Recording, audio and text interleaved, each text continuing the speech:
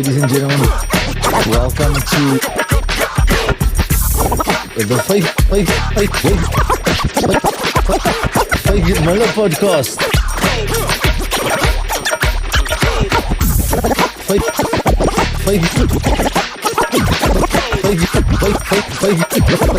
Fagan Muller podcast.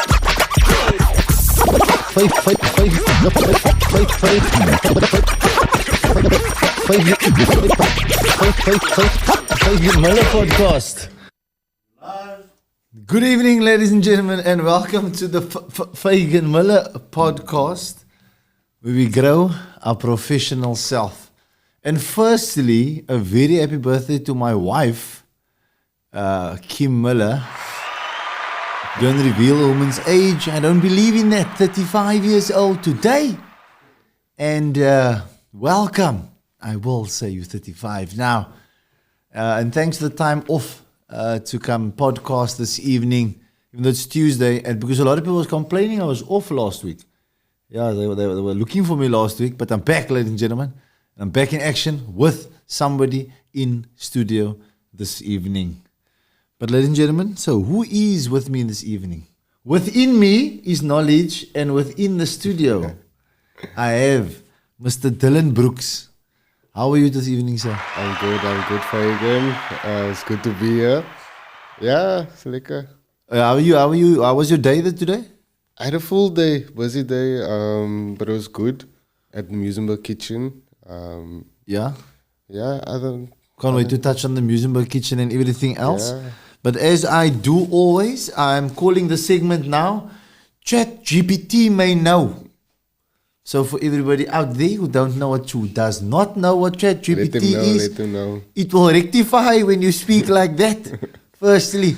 So it is the assisted intelligence app that has been given out there. Because I say artificial intelligence and it chases a lot of people away. Get nervous. Yeah, so it's the assisted intelligence application that is free and it will assist you to do amazing things, ladies and gentlemen. So what I do is, I'll actually read you the prompt. Because you know what? All the AI, the assisted intelligence things that you find out there, you guys need to learn how to prompt it. Prompt means say what it must do for you. Right. You know, sometimes very important to explain little words, like the words prompt. Yeah. And like you'll be in the dusty. You don't. Like we don't say in the context. Right. Like one of the kids asked me like 7 weeks later, Fagan, what does context mean? You say it all the time. I'm like, yeah. But okay, you took a lot of things out of context, but I'll bring you back. So Dylan, without further ado, let me just share with the viewers. It's called Chat GPT May Know. Go for it. I put in a little bio. You shared with me. Little bio. Counselor, barista, artist, traveler, theology student, poet, community worker. And then I added a few of my little sprinkles on there. And I said, ChatGPT, create me a professional bio with the above information given and act as a podcast producer and then share what you would share on there. And then it would share it. So Dylan Ethan Brooks, 27 years old, a spiritual counselor, barista, artist, traveler, theology student, poet, community worker from Musenberg with roots in Kuils River. He is a passionate individual who exudes a positivity and seeks to find good in every situation. Dylan's adaptability to different situations is inspiring, and his journey is full of moments of sheer brilliance due to his love for understanding those around him and his relationship with God. Dylan's genuine and open relationship with God resonates with many as he believes that God calls not the qualified but those who are qualified for the call. I added that in. Also, that wasn't ChatGPT. It's me. He continues to explore and deepen his spirituality, always seeking new ways to grow and inspire others. Through his volunteer work, Dylan has traveled the world and embodies the values of amnesty and sacrifice, and showing that positive change is possible when we work together. As a theology student, Dylan studies further and enriches his understanding of faith and spirituality, and is eager to share his knowledge and insights with others. His passion for art and poetry also serves as a means of expression and connection with others, and he finds joy in building community and fostering meaningful relationships. Sure. Thank you. I didn't know that. All of that. I didn't hear it like that before. My man, Yeah, nobody so- will speak so well to you like this Yeah, assisted no. intelligence. I'm blessed. Nah, see, and you went blessed this Yeah, evening. yeah, I love nah. it. I love it. I love it. So, my man, firstly, the people out there checking, like, Fagan, who now this? Why yeah. now, Mr. Dylan? Because I want to add every time. Most of I'm starting to get organic following, so they're loyal. So they're like, when someone comes on, they're always thinking, this person somehow operates in leadership Okay. Yeah. because that's what the essence of this is. Yeah. Yeah. This person somehow has grown always. Yeah. Yeah. No, it's good. So now it's like, okay, so where's this gonna go? So my first question, my brother, tell me a bit about the moment when you just decided, like, I'm gonna go on a spiritual journey, and then just take me back to where did it start? Yeah. First of all, thank you for that. Such a humbling introduction. Yeah, that's good. So my spiritual journey started during high school.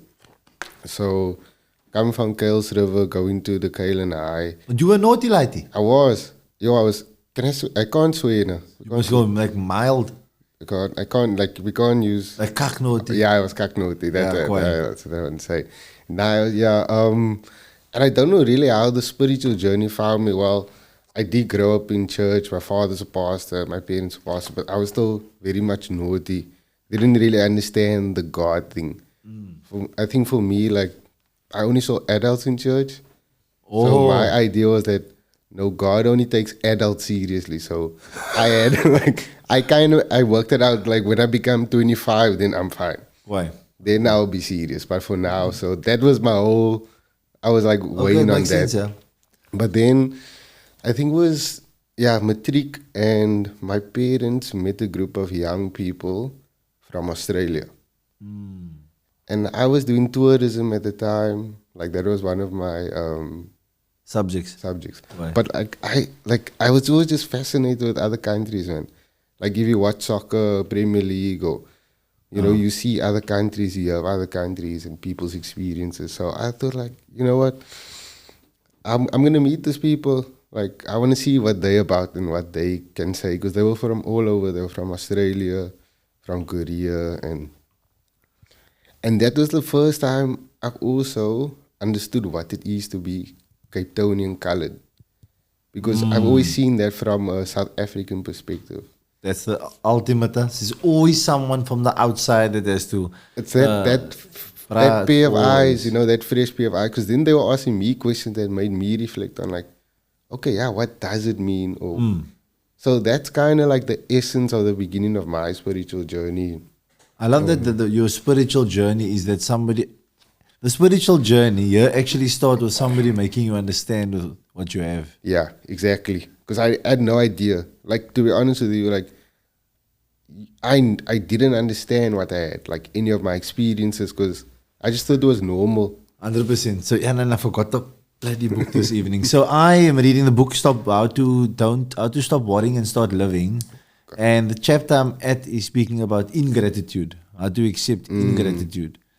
So it seems as if through your high school career, and a lot of us through even further than that, even me, like I know when was my point of actually, like, you need to accept, like, gracefully what has been happening in your life. Exactly, like, show gratitude. So when you have that moment of you need to show gratitude now, that's actually the spiritual awakening. Because ingratitude is what we normally do. It's normal. Yeah, that's the thing. It's normal. It's not. I'm not saying like people will do. Like, no, it's normal. Yeah, like I'm learning to accept. Like, the ultimate thing, the ultimate ingratitude is children never giving back to their parents. Yo. No, that's the ultimate one. But it's normal. Yeah, so you can't make it a thing. So the thing is, now within the chapter they speak about the auntie that you don't want to go to, because all you're gonna hear about is either how she helped you or how you don't. So you go there out of duty. You know what I mean? I must go see auntie because now you're gonna hear. When you were small, it wasn't for me. So, you were no. So he speaks about that story, and then he speaks about the other Ma that looked after everybody in the family, no matter how old they got. And everybody was like, no, you must spend time for yourself. You must have time for yourself. Then as they grow older, that auntie finds herself being wanted by everybody. The family's fighting over, no, come spend time with us. Come spend time with us. Come. Because she gave value. So gratitude is cultivated. That's a good one. So it has to be cultivated. You have to show it all the time. And we have to learn this stuff. Because we don't, like, I wasn't taught this. You know what I mean? Like, you just arrive there. Again, and that's why me asking that, where did that spiritual journey come and where did it start, is that, and like I was telling you, is that I kind of try to show that you can do a lot with your time. Like just buzz all the time. You can do the family thing. You can do all the things. And I was telling you, like, you can show that you can travel the world without any money just by showing gratitude. With nothing. So it's that moment. That's why I asked, where did that moment start? Yeah, like that's what I was saying. Like that's when I first saw that for myself. When people came to this country, to our country, to experience our culture, like here in the Cape Flats, that's when it changed for me. Like, why would you travel all? Because like we here, and we don't treat this place well, and we don't speak well of this place. And I mean, we always complaining of this. We have a lot, but then we don't see the beauty. Yeah. Like 3 weeks ago, I was staying with a group from Germany. Let's talk about that. So 12 German participants, 12 South African participants, and we're looking at sustainability in the world through the medium of storytelling. Huh? But every morning, this German girls and guys, they just wanted to go swim in the cold water in Simonstown. They just wanted to go swim, but like for them, it was this ritual. It became a ritual after a few days that they will participate in the beauty of South Africa. I live like a minute from the ocean. I don't do that. I complain about the water, but then it changed for me because I was speaking to one guy on the exchange, and I asked him, so like why this is like the last time I was at the ocean was when I was 14. I don't know when I'm going to see the ocean again. When he told me that, I was like, okay, I think something must change now inside. I need to be more aware of, you understand, like the beauty of where I'm staying, because we think that the grass is greener on the other side. Yeah. But take care of your grass here. Like that's kind of what I learned, through this experience. So yeah, I think like more and more I'm seeing this. My perspective is changing of like, how like Cape Town is, you're going to Bali, going to Thailand, Indonesia, Facebook and Instagram, and it's beautiful. But go to the garden route, or like go to Natal or Transkei or something. Like we don't explore our country. Therefore, we have this idea that it's better somewhere else, but we haven't seen. You know what I mean? Like so that has changed a lot for me. So and with the goal, so you meet these people and now you go like, nah, I think I have goals now. Yeah. Remember I spoke to you, this one thing was like, I feel that we become more accurate with our goals as we grow older. Because you first paint a picture of something, or you want something. Yeah. Like I want to travel. Yeah. But then you add, because there's a reason you're traveling. And again, I always speak about Simon Sinek's infinite game. Like, it's tough to explain the infinite game now to people because I find out a lot of people don't have a just cause. So the just cause is his first thing you explain. So a just cause is something where everybody else can be along. It's so big, it's going to change the world, and you can bring people along. So I look at, and that's why when we speak, and I'm like, this bra go on another 3-week course with a whole lot of foreigners here from where, and a whole lot of people, and come back with just a whole lot of different stories. Yeah. Like that is impactful, man. Yeah. And the goal is not there, like, you're not coming back like, yo, bro, this foreigner gave me so much money, and this one gave me so much money. This one gave me this story. Bruh, this one gave me this story. That experiences. So the essence of growing your professional self is that being a professional in giving. Yeah. And you're giving of yourself. You're not giving money. You're not giving anything. You're giving of yourself. Yeah. And that knowledge is... And your experience, your context, like you said earlier, your context, like, that is, if I can put in the way you said, that's the prompt that we give to every new experience we go into, right? Yeah.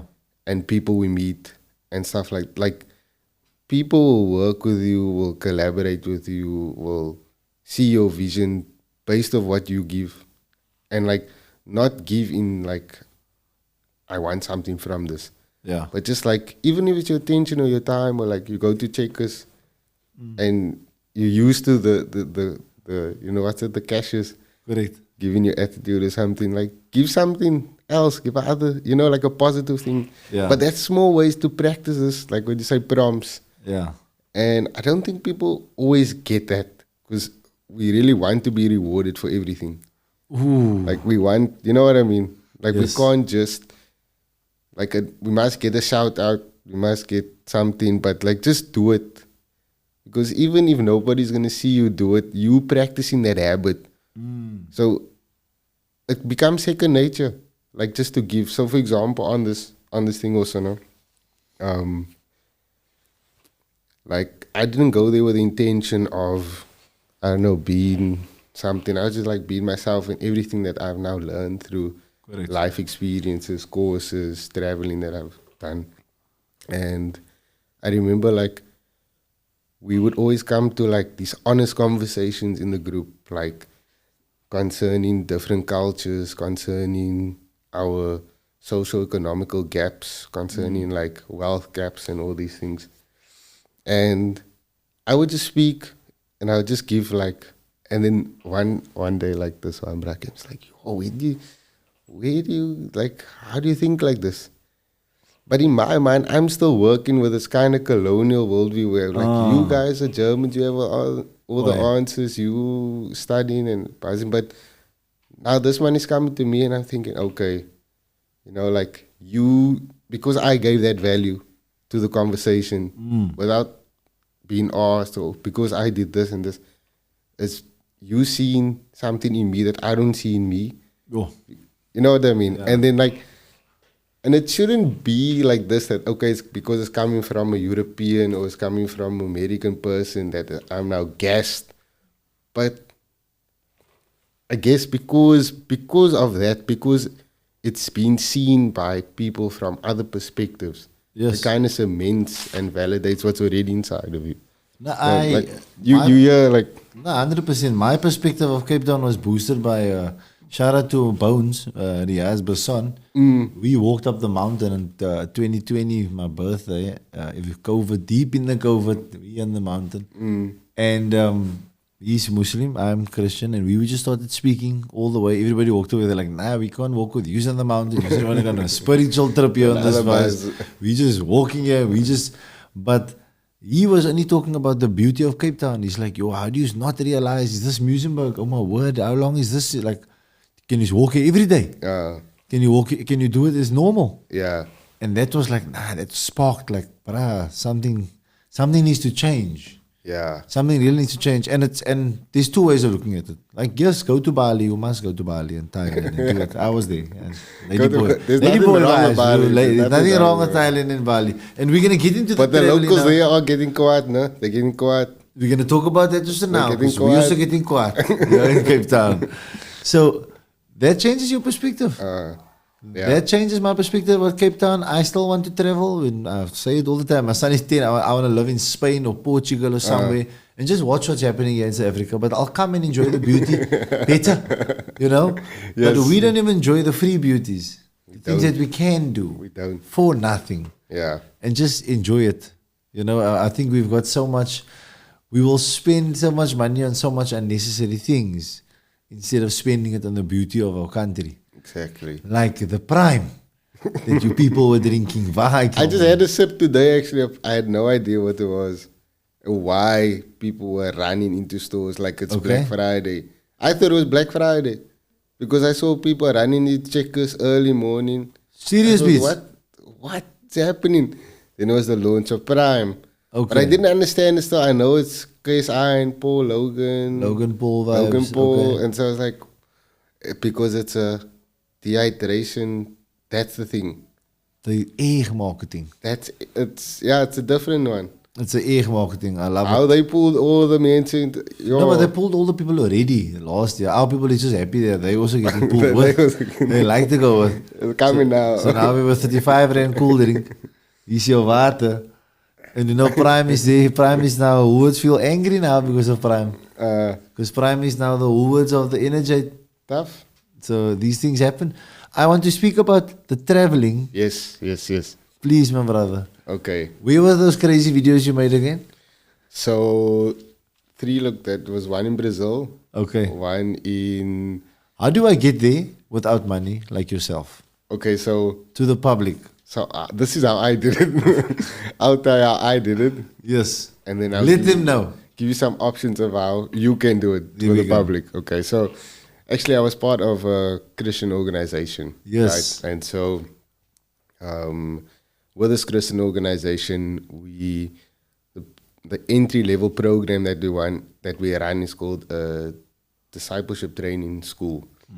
So that's for 6 months. So students from all around the world, different ages, come together in one location. And the location where I was working most of the time was in Worcester. Okay. So there's a base in Worcester and there's a base in Muizenberg. Right. So I was in Worcester, and the school is split into 3 months of lecture phase. Okay. Where there's a new speaker, new topic every week. And then the topics are also like a wide range. So we go from cross-cultural communication to Potent. how to read the Bible in context, different stuff like that. And then we go on outreach. So we'd always fundraise because you have to pay to be part of the organization. You don't get money. Nice. You must fundraise. And without over-explaining, Yeah. definitely a community came around me and supported me, and I can say definitely just miracles. And I don't know how else to explain that.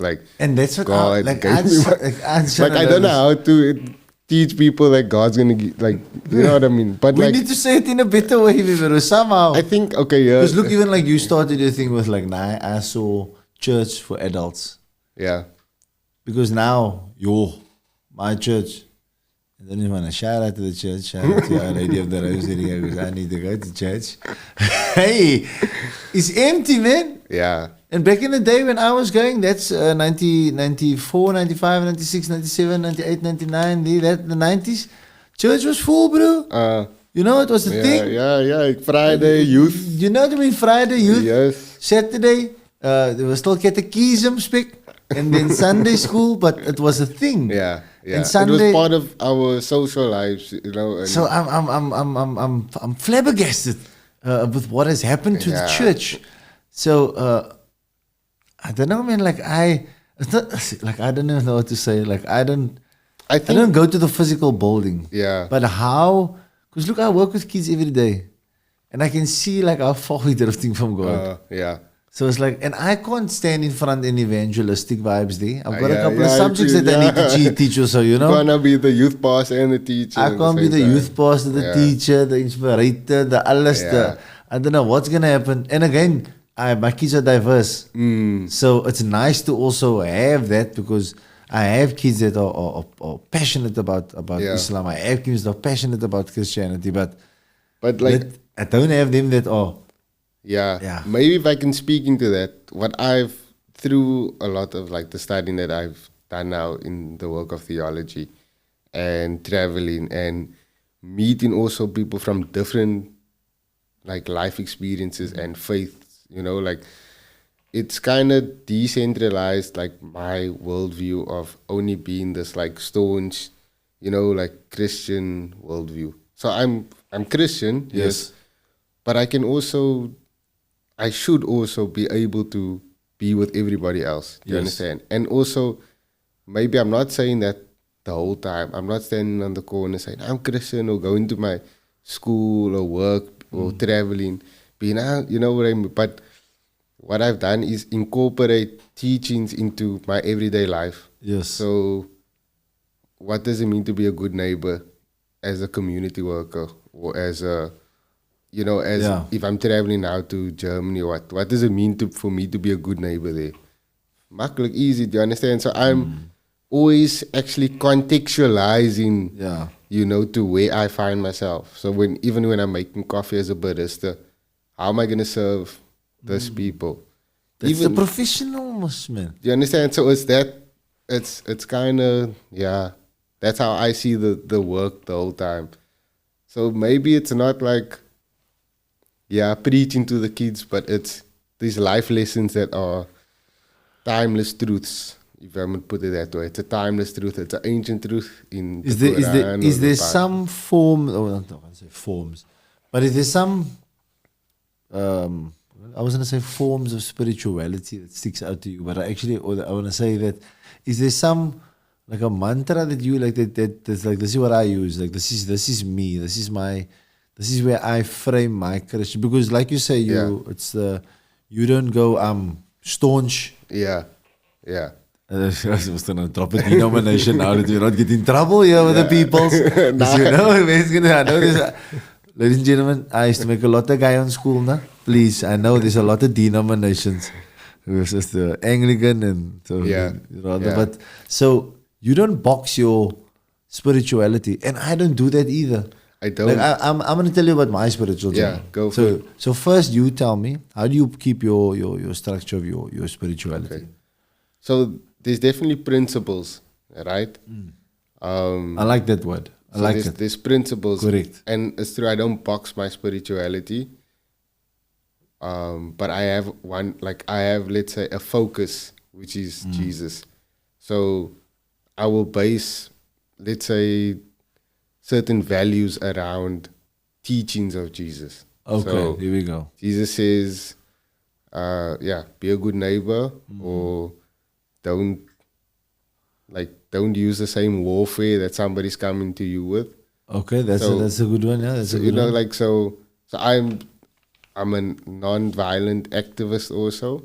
So I follow the teachings of Martin Luther King, Gandhi, which all relates back to the teachings of Jesus. Yes. So yeah, that's kind of like having that as a template, if you want to put it that way. Here we go. And template. No, that's a perfect one. I think I'm using that tomorrow with the lighties. Yeah, use there we go, template. ladies and gentlemen. For you out there with your children, you need a spiritual template.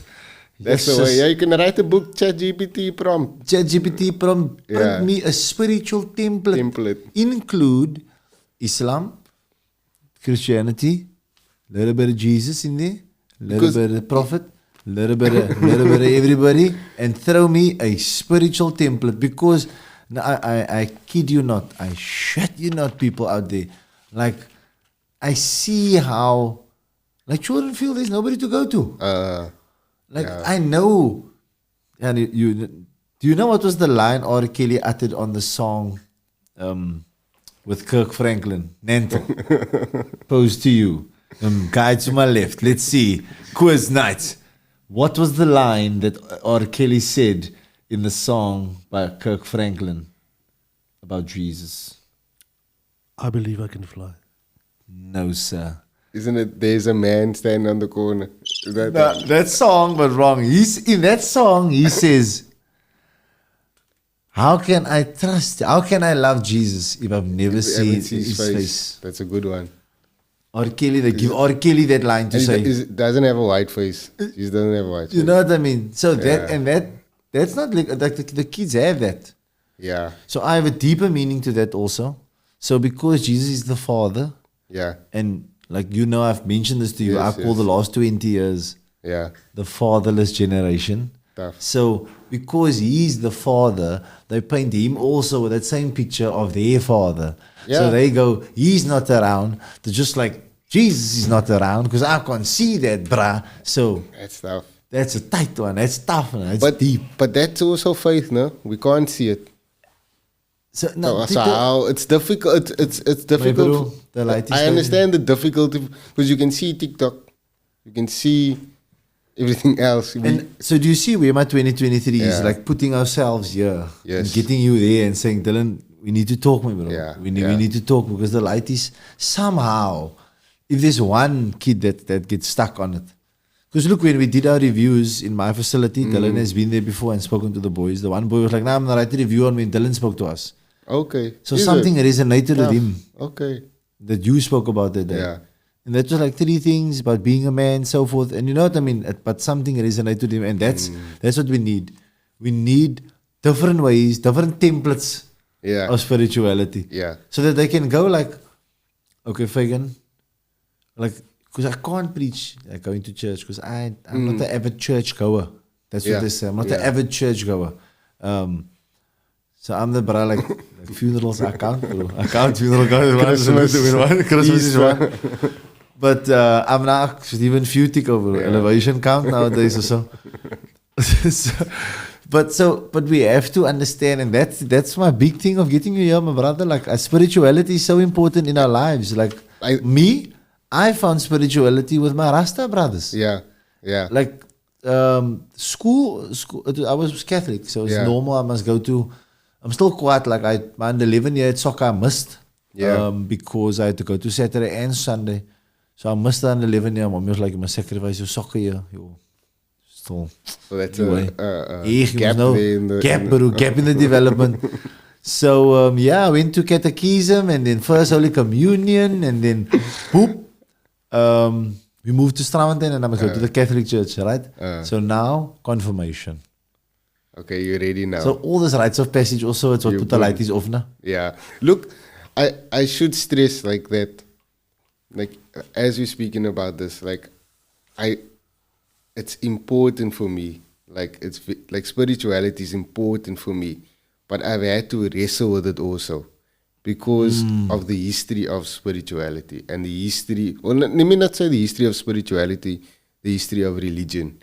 And coming from a Christian background, we don't always actually take the time to look at that, to look at the history of Christian movements in the past that is linked with colonialism, that is linked with like a lot of wars and bloodshed. And so for me, even if I can speak so lightly about it now, it's been a wrestle to reclaim what spirituality is, still in the context of Christianity, still with the template of Jesus, but not being boxed to that. So I can speak to people from different faiths. I can be inspired by how they view stuff.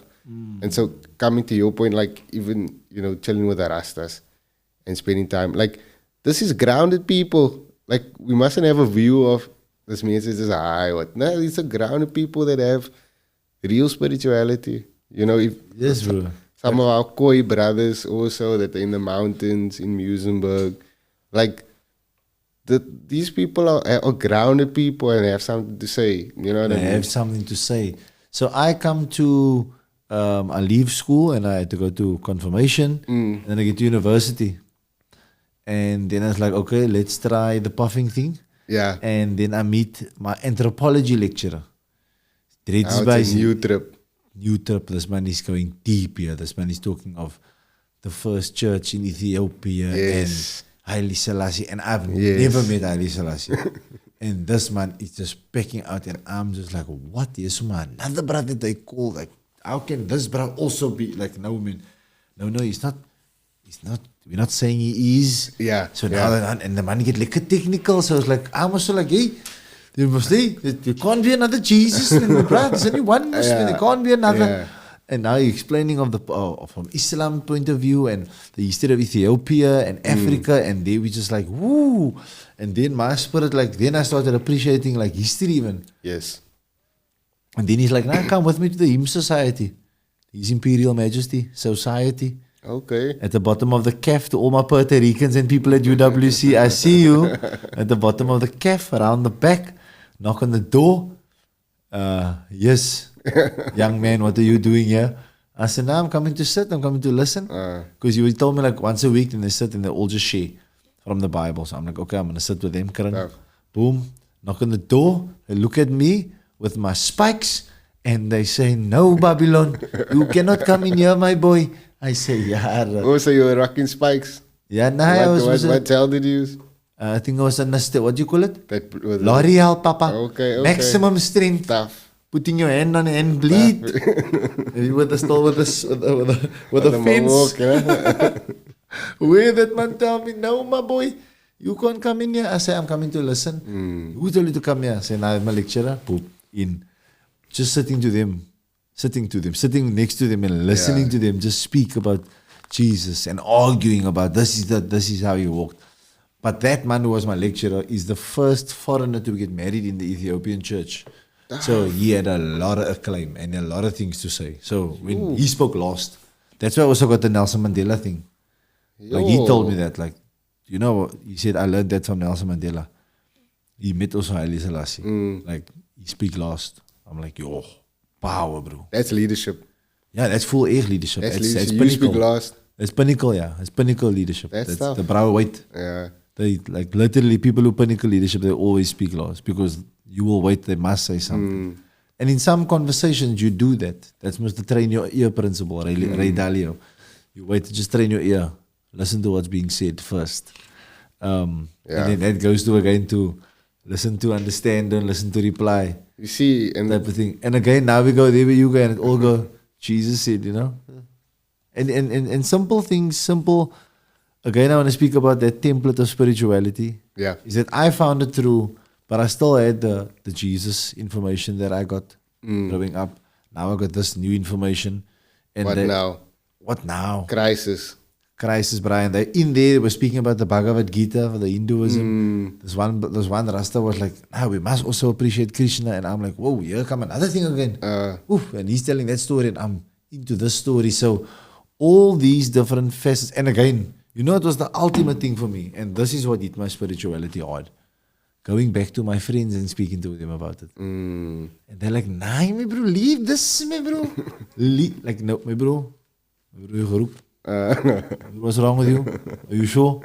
And it's like, brother, this is real. Yeah. This is real. We can't just believe one thing. Yeah. Like, we have to be okay with everybody. Like, let's understand more. Because we're gonna be warring the whole time. And if all these religions and ideas is beautiful and it's supposed to add value to our lives and supposed to answer these questions of what happens after death and all of that, then like, we shouldn't constantly be fighting over it. We should have these constructive conversations and learn. Yes. And, you know, and continue. Yes. Like, I think that's also something that always puts me off with when it comes to, like, you know, religion and us fighting to be right. Nah, my views are right. No, our views are right. No, this is going to happen. The right will defend the right. Whatever right will defend the right. You understand? Like, we can't fight for who's right, you know, or what is right. You know 100%. What I mean? Because we're constantly gonna be having these holy wars, and people die because our views are right and your views are wrong. So I think that, like, for me, if your life is healthy and is being sustained by beauty and is adding value to other people, where you are, whether it is, if you know whatever belief you're following, go for it. But if it's something that you now must kill this bro, to believe that, then you must now check, you need to make I was actually speaking to the kids this week about the law of reflection. Stop, pause, and let growth catch up to you. So that is when you look back at all the facets in your life and understand, like, is this right for me? That's what reflection is. Reflection is not going, so then you have to actually, you don't look at the 10%, you don't look at the 90% that's going wrong, you look at the 10% that's going right. You work at that. Because then you're going to stop worrying about the 90%. Because you must rather work at the things and you move. You move with that. Yeah. That's an important principle that we have to push all the time. Ladies and gentlemen, Dylan Brooks, my brother, love it, Fagan Muller podcast. Just a reminder to like and subscribe. I always tell you, I read something here also to the people. Yeah, give us a piece. You want a piece, my man. PC. Everybody. So, where is this thing now? I have my phone, sorry. My printer ran out of ink, so I don't have all my notes here. But, so I was telling you about accuracy and clarity. And what I loved is that You know you want to work in faith. Yeah. You know you want to share the faith. Yeah. You also know you want to travel. Yeah. That's over enough clarity to get you around the world. Because then you just started working your way backwards. That didn't happen overnight. And again, Yes. and then you go like accuracy. How much times did you set goals to get closer to the accuracy? Because in the start, the goal is most vivid, most man. Sure. The veil, like, and that's what I remember that Rasta saying, you guys, you're all in the matrix, you must take the veil off your eyes. And I'm like, the veil? I'm then a bride. He's like, yeah, you're still a bride, you're still there, you're still standing on the altar, someone must come. And then you're going to see, look at the world. And the perm used to say, that stuff in your hair. I'm like, what? He said, look at your hair, it's hard. He used to kill me, the Rastas. And again, I had no goals whatsoever in high school. Absolutely, to all my children out there that I've ever taught, I had no goals in high school. I just wanted to, Fagan Muller is going to be a footballer. But, do you know what is, and I worked my way backwards, but I just wanted to be famous. But now you're on a podcast. Exactly. You're almost there. But dumb stuff, like a famous podcast, people say, bro, so you on TV? I'm like, it's YouTube. Yeah, it's TV. I'm like, yeah. Anyway, so, but famous to me was, I want to walk there in the Met Gala. Yeah. You know what I mean? That's like, I was Academy Awards, Grammys. That's my stuff, bro. That's my, bro, it's a night. Yeah, you know So, I wanted to be famous. So, if I work my way backwards, but what do famous people do? Communicate, share, gift. Your gift will make room for you. So now it's making room for me. So if I get there, but that was my goals, I had no clarity on it. Right. If I had to add clarity on it, I would have get much more quicker. I'm 37 now. I think I would have gotten very much quicker to it. So how did you find that clarity? So, firstly, most people aim at nothing in life and they hit the target with amazing accuracy. Tough. That's Napoleon Hill. Say that again? That's Earl Nightingale. That's before Napoleon Hill. It's like the first personal development manskappe. Most people aim at nothing in life and they hit the target with amazing accuracy.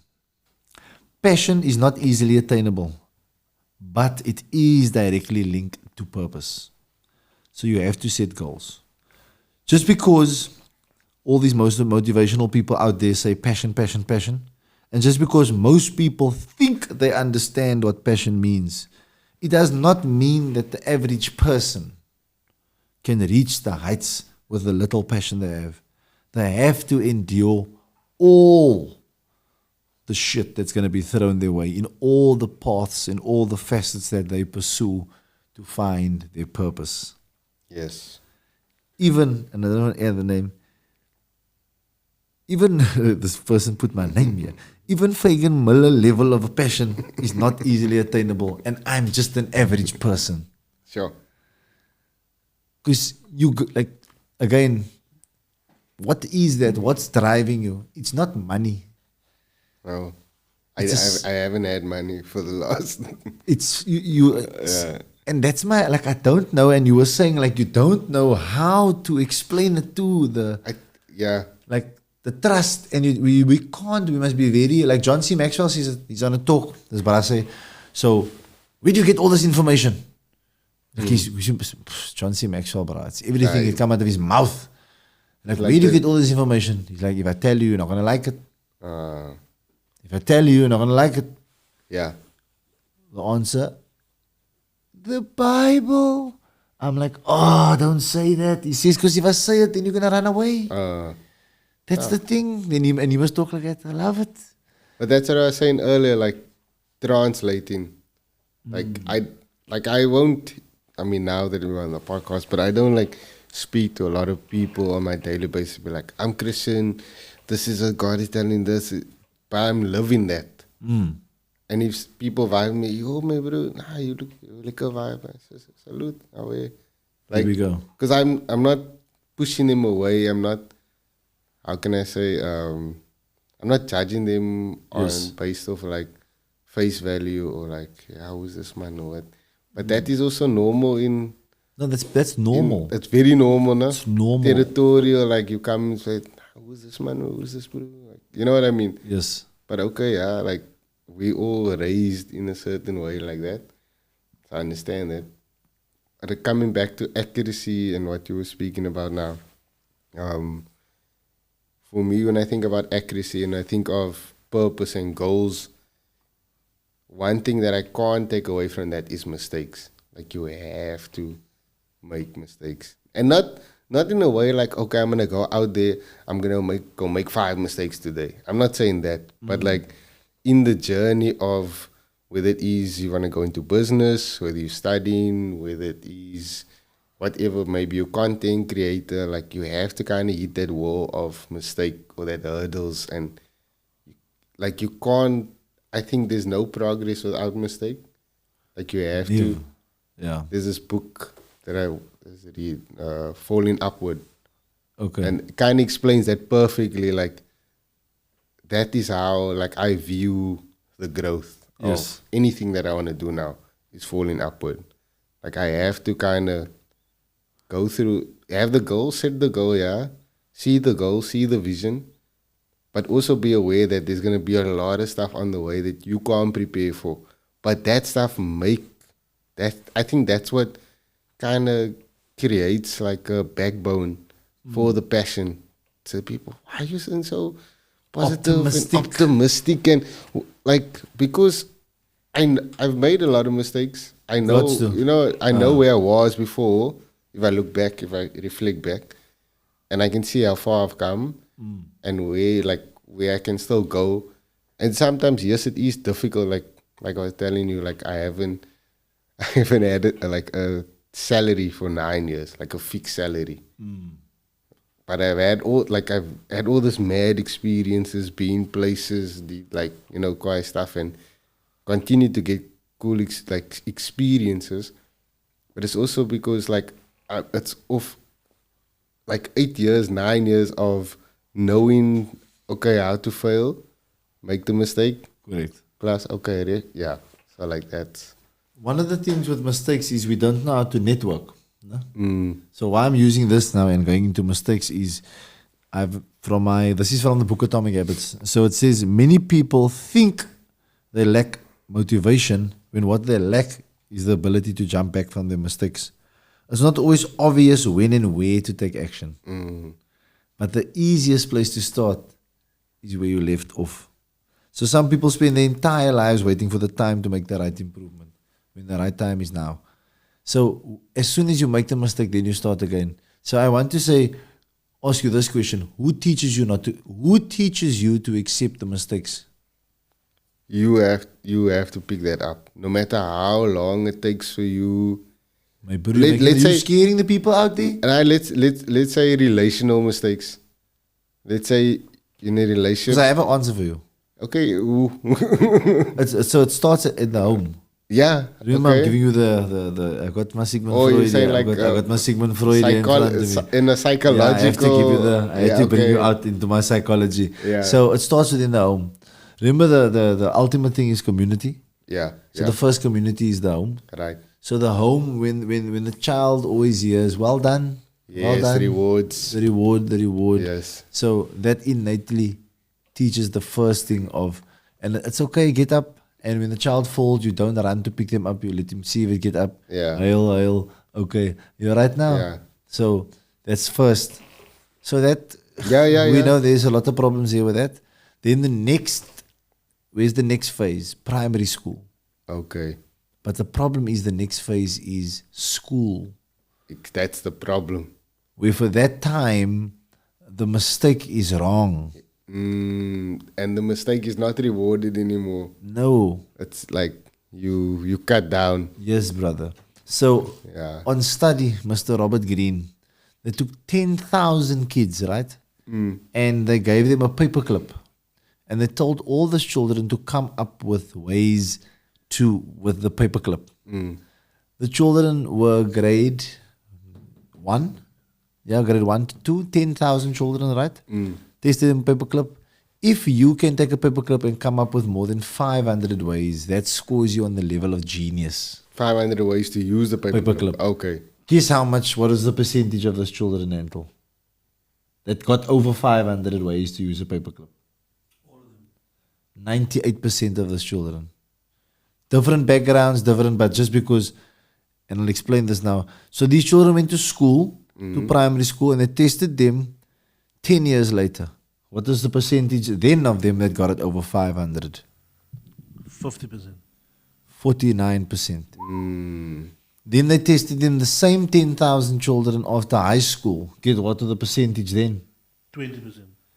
100% correct. Then they tested them 10 years later after they were done with 10 years, 5 years later again, after school. Guess what was the percentage then? 8% of them. So, we are told that as we grow older, we become more creative. But it is proven that because we are taught within the school time to not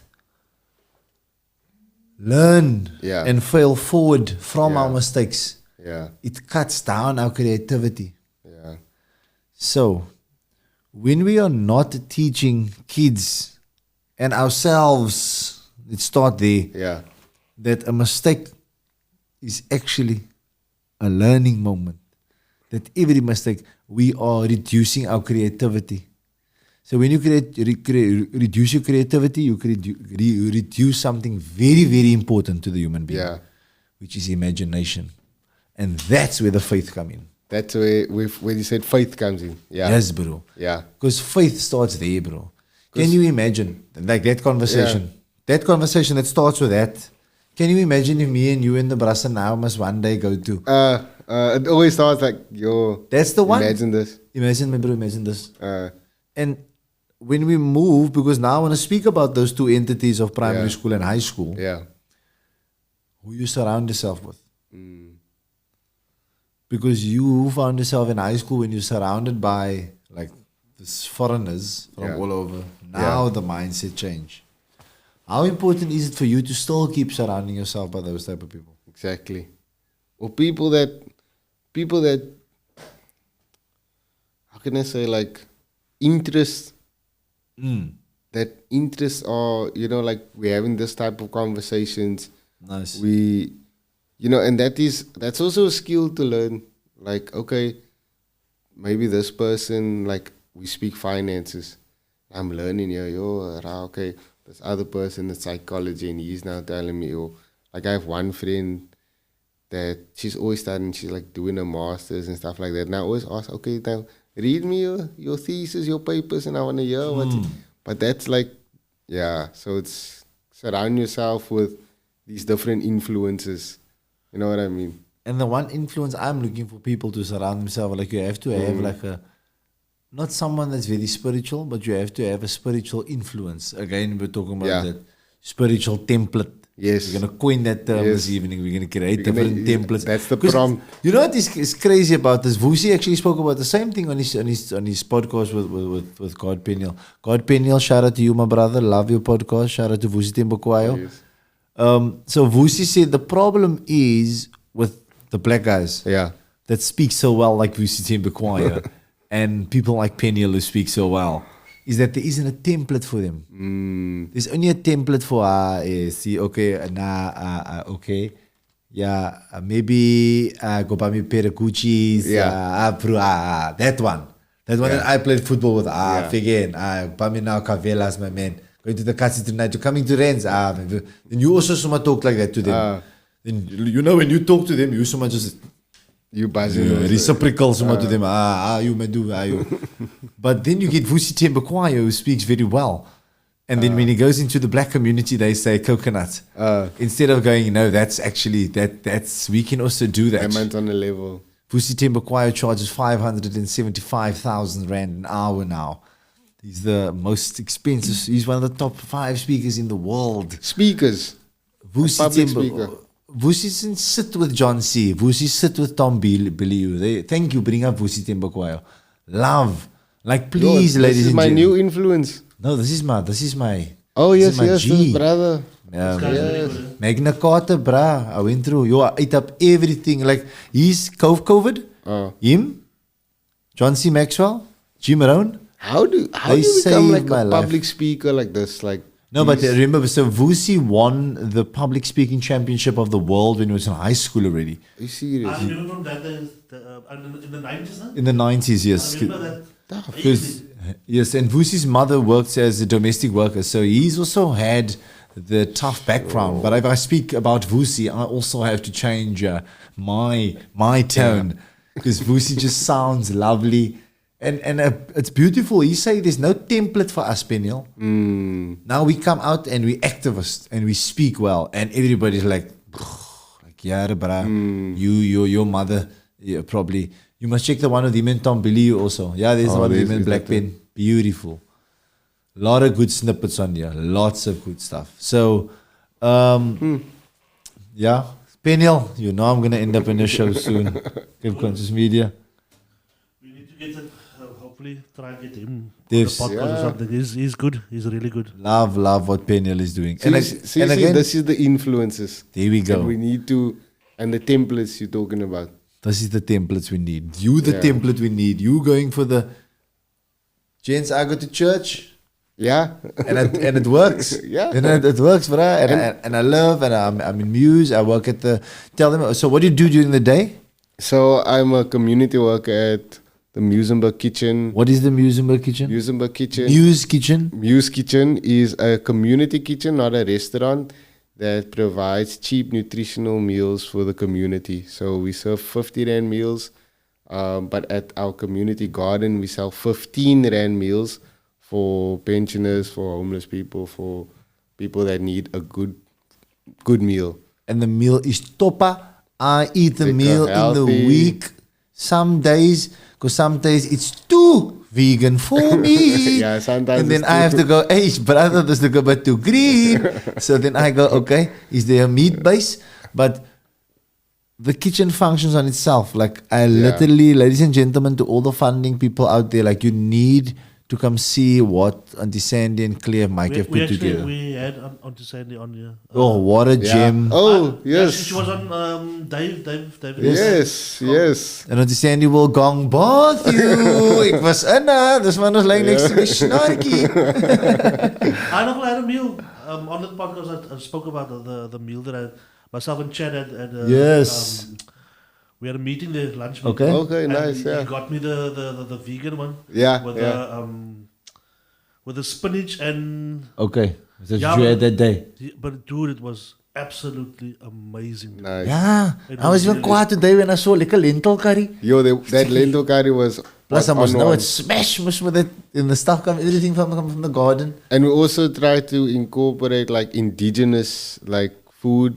Thursday night supper club. So When they have a chef from all over the world and someone comes to make something and enjoy. So Thursday they don't serve food in the afternoon. The reason why I know everything because I'm there every day. Because Blask, the school that I run, is in the studio in the back room. Nice. Yes. So you have to go check it out, everybody. It's amazing. Like Soup Kitchen.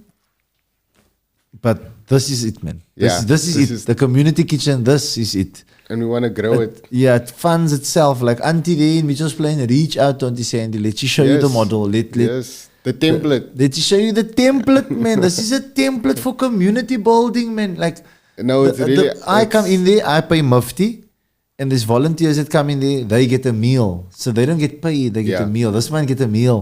And I'm healthy. I feel healthy. We've got a student, type 1 diabetes, young lad. He buzz from the meals. He love the meals. And again, that's what this man does during the day. It's our birthday on Thursday. Yeah, on Thursday. And Saturday, yeah. So Saturday, I got to pull through. Yeah, we're Birthday doing vibes. specials. 3 years. Now you know, Soup Kitchen may know. Sometimes, 3rd year, you're on the Buddha struggles. And now, no funding. no funding, ducking and diving, Sesco, same broodsies. You know, you didn't build a sustainable kitchen chi. Yeah. Incorporate new collabs, do new things. Like the kitchen has the pantry that serves Yes. the, little things like that, the barista, the smoothie, Yeah. the library Veggie vibe boxes. there, the veggie boxes that get delivered to the people.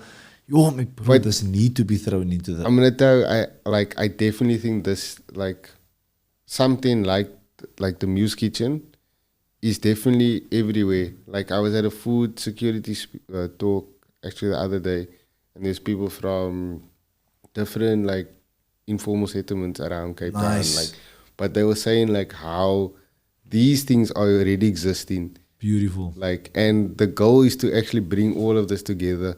So like, still like if we want, It's a template. you know what I mean? Let's say now you don't want to make food, no? We're still gonna go to McDonald's. We're not gonna go think, okay, 50 rand, lekker meal, go here. So think of fast food, but healthy fast food. And that's for my kids, you know, I force. And then some days I go, okay, now peanut butter cheese. I get my Muse Kitchen meal. Yeah, yeah. What's in the menu? Right. And I kid you not, ladies and gentlemen, when I eat that meal, I pass on the training. Nah, yeah. My mind's might feel fresher. Those So that's what you do during the day. Shout out to the Muse Yes. Kitchen. We have to give you a big shout out because you do a lot. yeah. And then, So then at the same time, I am currently part of this exchange program with an organization in Berlin, Germany, and Amava Oluntu, which is next to the kitchen. yes. And so we are 12 South African participants all around Cape Town. We are all artists and we are looking at sustainability through the medium of storytelling. So,